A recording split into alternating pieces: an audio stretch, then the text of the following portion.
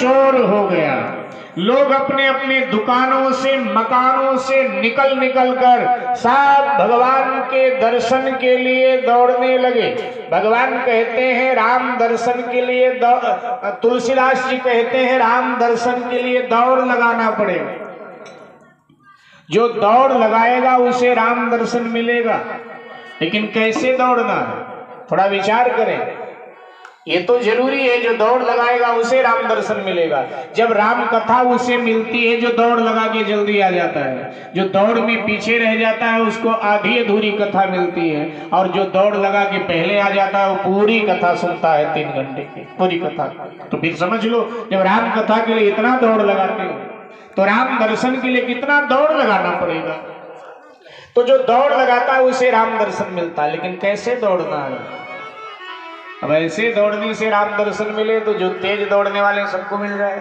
लेकिन कैसे दौड़ना है? तो गोस्वामी जी कहते हैं मिथिला वालों की तरह। मिथिला वाले 2 चीज छोड़कर दौड़ रहे हैं, धाम यानी वासना और काम यानी कामना। माने जो कामना वासना छोड़कर दौड़ लगाता है उसे राम का दर्शन अवश्य मिलता है। लेकिन हम लोग कामना और वासना में ही फंसे पड़े हैं। लेकिन कामना वासना जो छोड़कर दौड़ता है राम की ओर अवश्य उसे राम दर्शन मिलता है। सब राम दर्शन में डूबे हैं, इसमें कोई स्त्रियां नहीं है, सब पुरुष हैं। इतनी भीड़ कि एक दूसरे को धक्का दे रहे, हटो हटो हमें भगवान का दर्शन करने, हमें भगवान का दर्शन करने दो।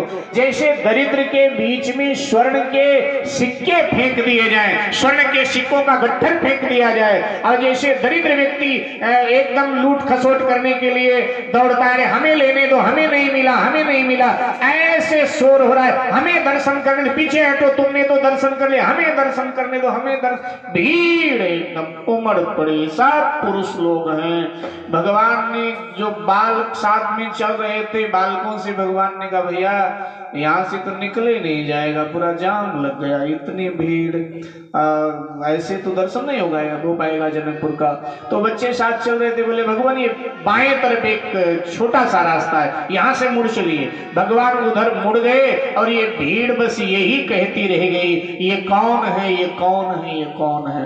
दर्शन हुआ लेकिन परिचय नहीं हो पाया। ये सब पुरुष वर्ग कौन है, यही चर्चा।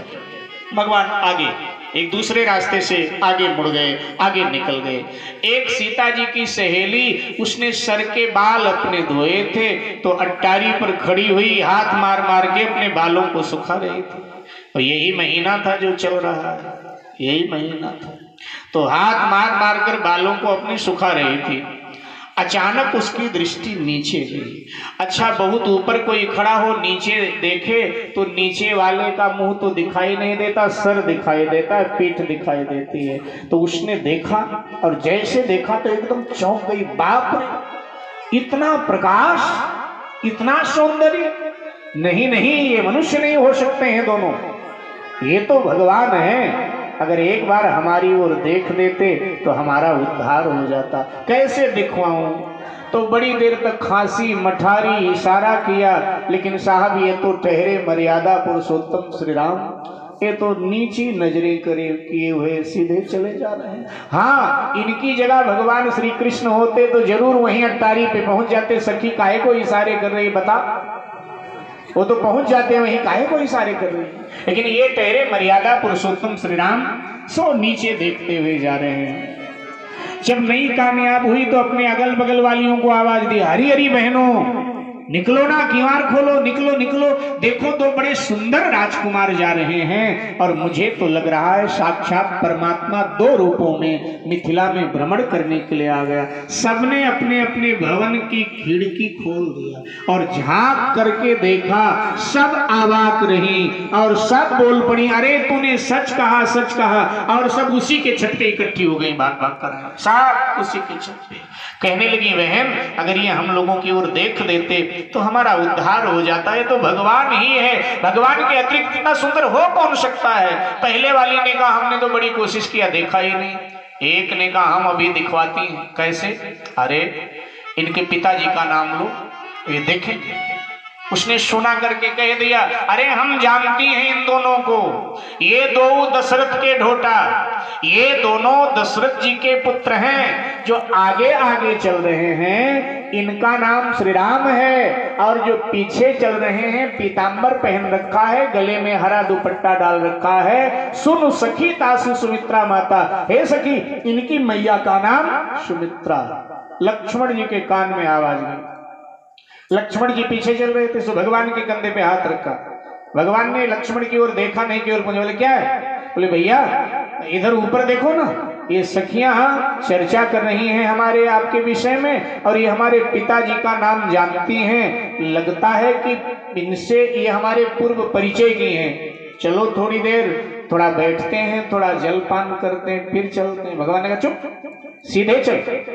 अगर हमारे पिता का ये नाम जानती हैं तो कोई आश्चर्य नहीं, हमारे पिताजी चक्रवर्ती सम्राट हैं और राजा का नाम पूरा विश्व जानता है, और फिर मिथिला तो अपने भारत में ही है, फिर ये तो जाने। सीधे चल। चलने लगे। जब नहीं देखा तो एक और चतुर सखी खड़ी थी, उसने कहा हम दिखवाए देते हैं। तो कैसे दिखवाएगा? अरे इनके मैया का नाम लो तो जरूर हमारी ओर देखें। अब वो प्राचीन भारत था। प्राचीन भारत में माताओं का नाम बड़ा गुप्त रखा जाता था। आजकल तो जब विवाह होता है तो निमंत्रण पत्र पर वर और कन्या दोनों का नाम छाप दिया जाता है कि अमुक नाम वर अमुक नाम कन्या का विवाह फला तिथि में होना है। लेकिन प्राचीन काल में व्यवस्था नहीं थी। नारी का नाम छुपा के रखा जाता था, गुप्त रखा जाता था। वो इसी नाम से जानी जाती थी कि फला की बेटी है, फला की बहन है, फला की पत्नी है, फला की माँ है। जब कोई बहुत जरूरी काम पड़े, कोई सरकारी काम पड़े, तब छानबीन करना पड़ता था। जी उनका नाम पता लगाओ, क्या नाम है? तो परिवार के किसी अंतरंग व्यक्ति से पता चलता था कि जिनका नाम राम ढकेली देवी है, इनका नाम जलेबी देवी है, इनका नाम कटोरी देवी है। बहुत मुश्किल से पता चलता था। पुराना भारत था। तो सुनाते हुए कह दिया कि अरे हम जानती हैं इन दोनों को। ये आगे आगे जो चल रहे हैं सलोने सांवले से, उनकी मैया तो कौशल्या है, और जो पीछे पीछे गोरे गोरे हैं चल रहे हैं ना, उनकी मैया का नाम सुमित्रा है। सुन सखी तासु सुमित्रा माता, उनकी मैया का नाम सुमित्रा। लक्ष्मण जी अब तो पीछे चल रहे, एकदम आगे आकर राम जी के खड़े हो गए। बोले भैया अब तो पक्का हो गया कि ये कोई पड़ोसन है हमारी, हमारे अयोध्या की बेटी है, हमारे अगल बगल की, शायद मिथिला में ब्याही गई है, इसलिए हमारे मैया का भी ये नाम जानती है। भगवान श्री राम ने कहा चुपचाप सीधे चल। हमारी मैया का नाम जाने कोई आश्चर्य नहीं। हमारी माताएं महारानी हैं और महारानियों का नाम भी पूरी दुनिया जानती है, इसलिए सीधे चल। अब फिर नहीं देखा, सखियां हार गई, और हार कर सखियों ने किया क्या? भगवान के ऊपर फूल की वर्षा कर दिया। आजकल की होती धूल कंकड़ पत्थर फेंक देती, लेकिन वो मिथिला की सखियां सीता जी की, सो भगवान के ऊपर फूल की वर्षा किया। हिया हरसहि वर्षहि सुमन सुमुख सुलोचनी वृंद, वर्षा कर दिया फूल। अब तो भगवान की मजबूरी हो गई उनकी ओर देखने की।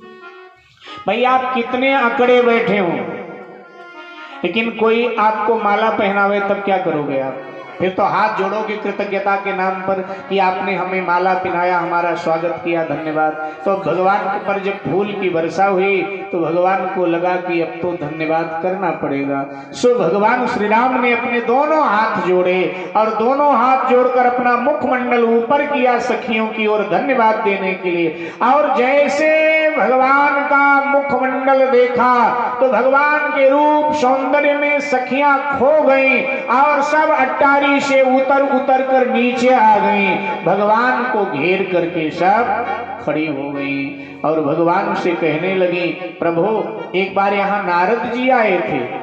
नारद जी आए तो हमने पूछा कि हमारी सखी सीता को वर कैसा मिलेगा, कौन वर मिलेगा? तो उन्होंने कहा विश्वामित्र जी आएंगे, उनके साथ श्री राम लक्ष्मण आएंगे, श्री राम धनुर्भंग करेंगे और सीता का विवाह श्री राम से हो जाएगा। नारद जी ने बताया था। आज उनकी वाणी सत्य हुई।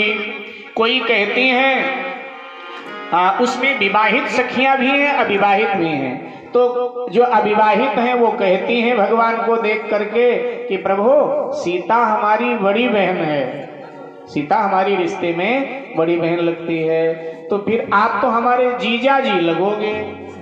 विनोद कर रही हैं, रिश्ता जोड़ रही हैं। आप तो हमारे जीजा जी लगोगे। तो कुछ विवाहित हैं जो मिथिला की बहुएं थी, वो कहती हैं सीता तो मेरी ननद लगती है, तो आप तो मेरे नंदोई हो गए। इस तरह से विनोद कर रही हैं।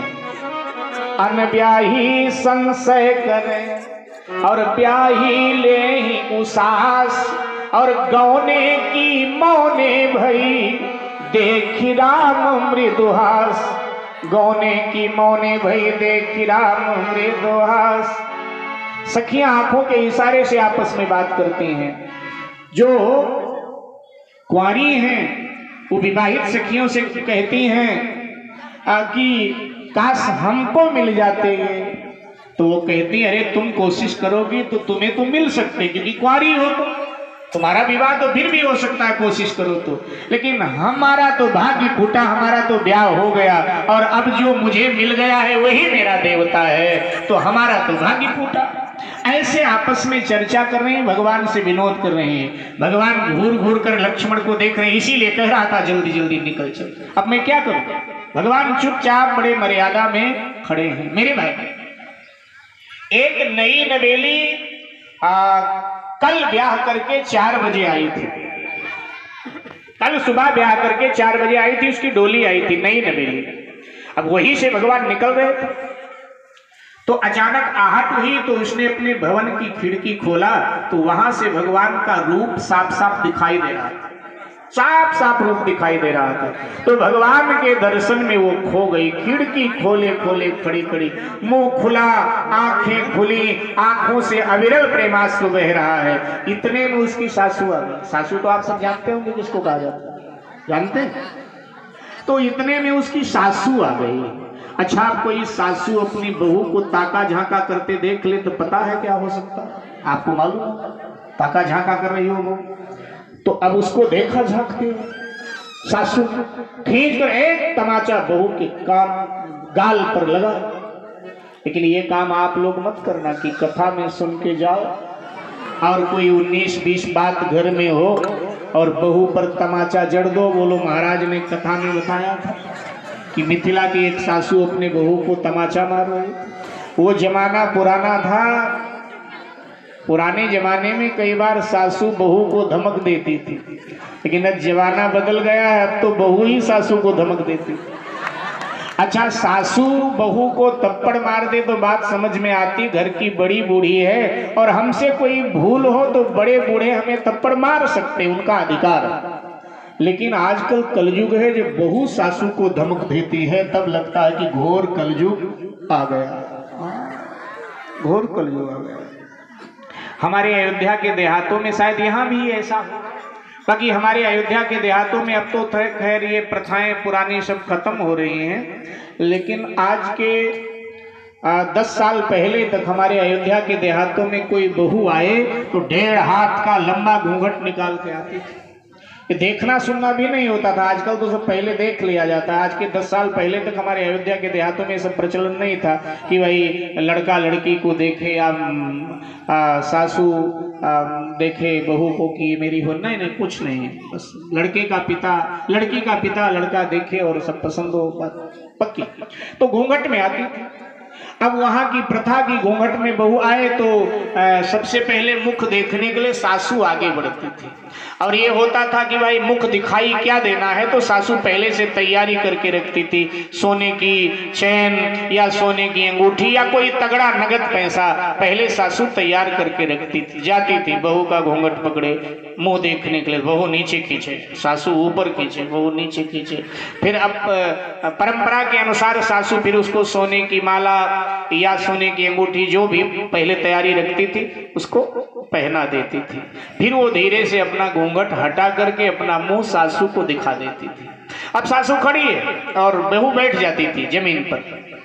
सासू के दाहिने पांव का अंगूठा पकड़े और अपना सर न झुकावे, उसका अंगूठा यहाँ माथे में रगड़े बार बार। और सासू बेचारी बहू के सर पे दोनों हाथ रख करके दूधो नहा पूतो फल, ये हो वो हो, दुनिया भर का आशीर्वाद देती थी। हुआ क्या, 2 महीने बीते थे, झगड़ा हो गया सासू बहू, झगड़ा हो गया।